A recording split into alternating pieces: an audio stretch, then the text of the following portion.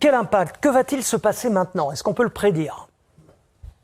Déjà, on ne va pas le voir pendant 2 semaines. Est-ce que ça va sensibiliser certains joueurs qui ne répondent peut-être pas aux attentes qu'on attend d'un professionnel qui doit respecter l'institution et donner tout ce qu'il peut? J'en doute. Comment ça se passe en Angleterre? Oh là là, on ne transige pas. Il n'y a aucune tolérance vis-à-vis de ce genre de choses. Mais là, ça arrive pas un peu tard quand même? C'est-à-dire qu'on a réentendu Christophe Galtier disant il n'y aura plus de passe-droit, ça c'était début juillet dernier. Dorénavant, ceux qui ne sont pas en accord avec le projet, il n'y aura pas de passe-droit, etc. Le reproche qu'on fait, là, on est au mois de mai. Le reproche qu'on fait au PSG, s'il faut en faire un, c'est de sanctionner un joueur qui va partir. Il ne prolongera pas et qui arrive en bout de course. Le PSG s'en prend à Messi parce qu'il sait qu'il ne sera pas reconduit. S'il avait été reconduit, est-ce qu'il aurait sanctionné Messi? Bien sûr que non. C'est ce qu'on peut penser. Bien sûr que non. Voilà. Mais la vraie question... c'est ce qu'on peut penser. Bien sûr que non. Oui. Parce qu'ils n'ont jamais sanctionné qui que ce soit en étant sous contrat. Donc il n'y a pas maintenant qu'ils vont le faire. Mais la vraie question qu'on pose, dont parle Christophe, c'est est-ce que c'est le point de départ d'une nouvelle époque? C'est-à-dire, est-ce que ce club, qui a aujourd'hui 53 ans d'existence, devient enfin une institution? Est-ce que c'est juste un coup de tonnerre pour l'exemple, mais aussi pour les circonstances, ou est-ce que c'est le début, encore une fois, d'une nouvelle ère? C'est ça qui est intéressant. Vous pensez que c'est l'amorce d'une révolution ou pas? Non, pas du tout. Moi, je crois pas. Il n'y aura pas de révolution dans ce club. Dans ce club, il n'y aura jamais rien. Qu'est-ce qui vous fait dire ça? Mais parce que c'est depuis, ça fait maintenant 12-13 ans qu'ils sont au pouvoir, on va dire. 12 ans. Ça change rien. Ils ont une façon de voir les choses on pense, le club, la direction du club, la direction sportive, le Qatar, une façon de voir le football qui n'est pas la nôtre. Donc il faudrait changer quoi? Faut tout changer, même presque. Je vais même vous dire autre chose. Ça serait peut-être bien qu'ils partent, peut-être. Pardon, mais vous êtes d'accord avec les ultras, en fait? Je suis d'accord avec les ultras, mais ce que je reproche aux ultras, c'est que c'est trop tard ce qu'ils font. Ils auraient dû le faire avant.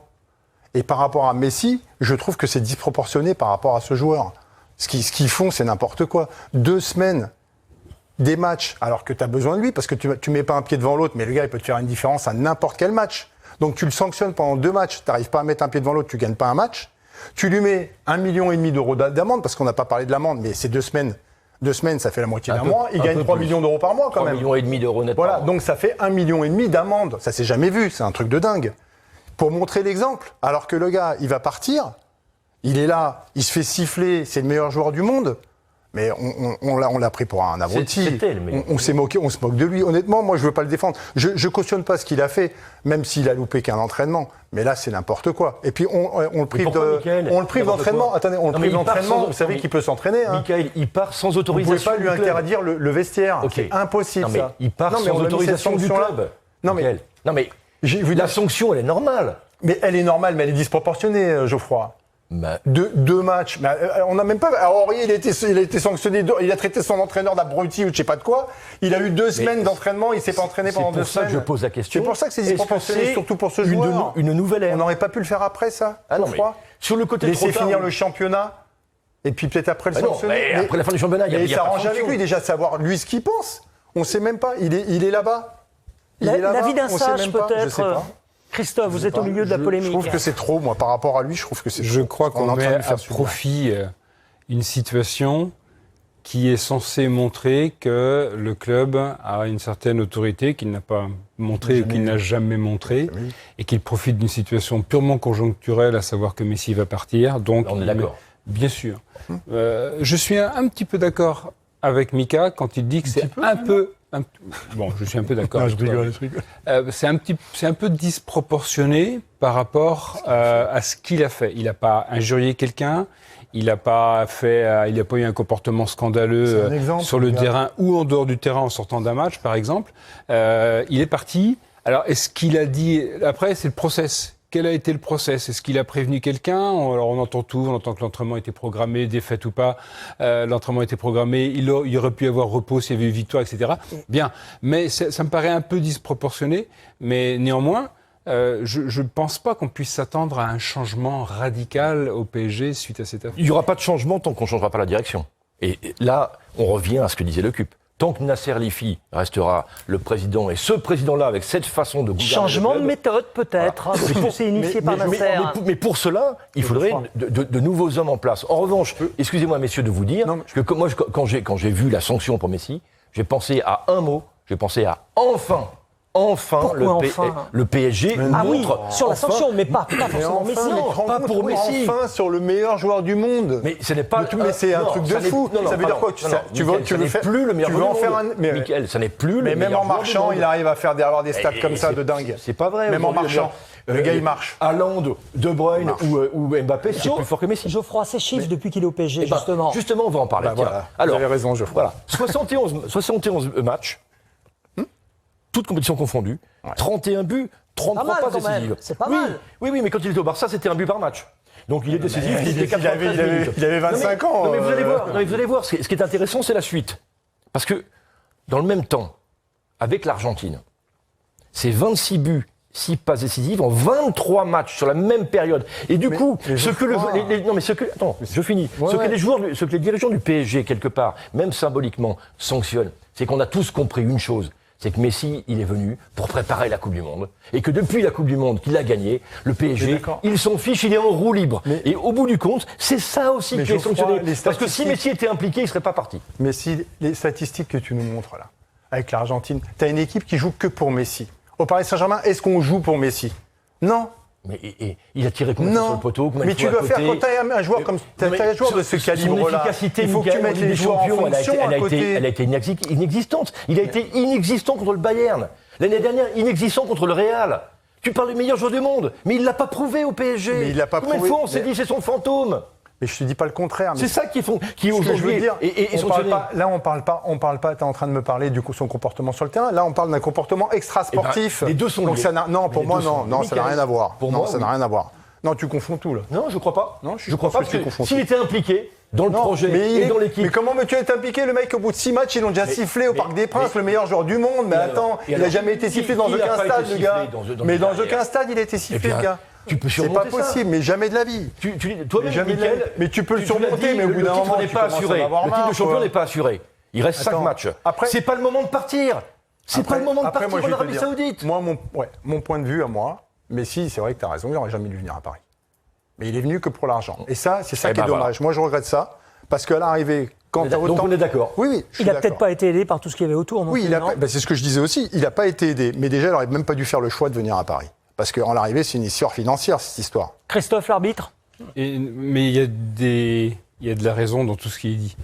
Mais cessons de comparer le Messi du PSG et le Messi du Barça. Pourquoi? Non seulement ça, parce que c'est pas le même Messi, puis deuxièmement, c'est pas du tout la même équipe. C'est pas du tout la même philosophie. Ce sont pas du tout les mêmes objectifs. C'est la fin d'un cycle au PSG. Ouais. Pas sûr. Je vous ai bien compris. Non, mais espérons-le. Ils veulent a priori un projet nouveau. J'ai lu un truc, il n'y aura plus de star. Il n'y aura plus de star. J'y crois pas. Le PSG sera quand même champion, on est tous d'accord, on va voir le classement. Vous n'en êtes pas certain, mais enfin le calendrier peut être quand même en faveur du Paris Saint-Germain.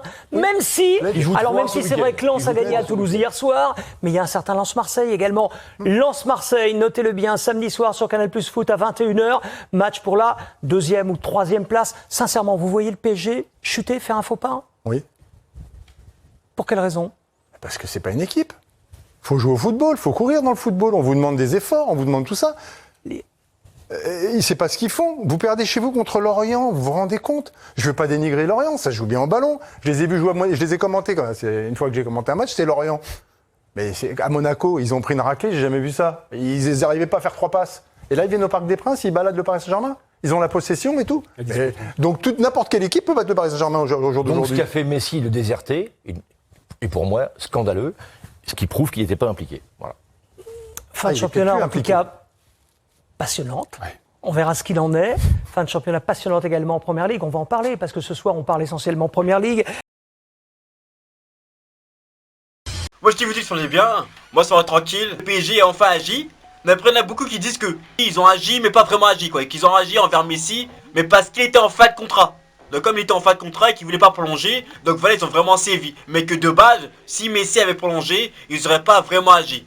Et là, vraiment, avec le recul, je pense que c'est un peu vrai. Je pense qu'il y a un peu du vrai. Parce que là, ils disent oui, le PSG a un peu du pont sur la table. Mais je pense que si Mbappé fait la même chose, le PSG n'aurait rien fait. Ils n'auraient rien dit. Peut-être un petit communiqué, peut-être un petit truc, mais ils n'auraient rien dit.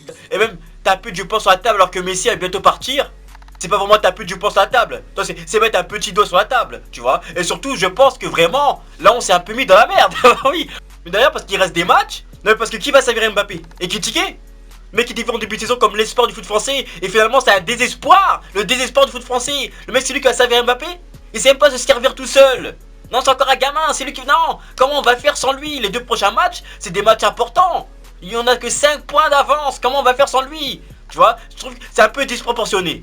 Pour ce qu'il a fait, c'est vrai, il est parti et tout. On aurait dû une amende, quelques jours, mais 2 semaines. Je trouve que c'est un peu disproportionné. Et j'espère en tout cas qu'à l'avenir, on pourra faire la même chose avec un Neymar et avec un Mbappé, mais surtout avec un Neymar. Parce que c'est bien de taper sur Messi, mais il faut aussi taper sur les autres. Oui, et il y en a beaucoup qui disent que oui, ils ont fait ça pour juste calmer les ultras.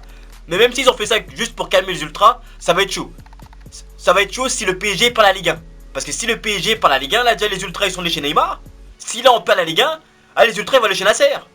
Ah, ils vont aller chez le Prince. Ah, là ils vont prendre le billet, ils vont y aller. Ah, je vous le dis. Là les ultras sont remontés, les supporters en ont marre. Ça fait 10 ans de mascarade. 10 ans, le PSG c'est une série Netflix. Chaque saison c'est un nouvel épisode. Et ça on a marre. Donc est-ce que le PSG a vraiment fait ça pour entrer dans une nouvelle ère où le PSG ou ce club veut se faire respecter, veut commencer à créer une sorte d'institution, ou est-ce que c'était juste pour l'image, parce que c'est un club marketing, c'est un club qui est que sur l'image, et de toute façon Messi allait partir. Donc voilà, ils ont fait un petit coup. Donc pour moi c'est trop tôt pour savoir, est-ce qu'ils pourront taper aussi sur un Neymar, est-ce qu'ils pourront taper aussi sur un Mbappé, mais j'aimerais bien avoir votre avis. Donc dites-moi ça dans les commentaires, et on se capte plus tard.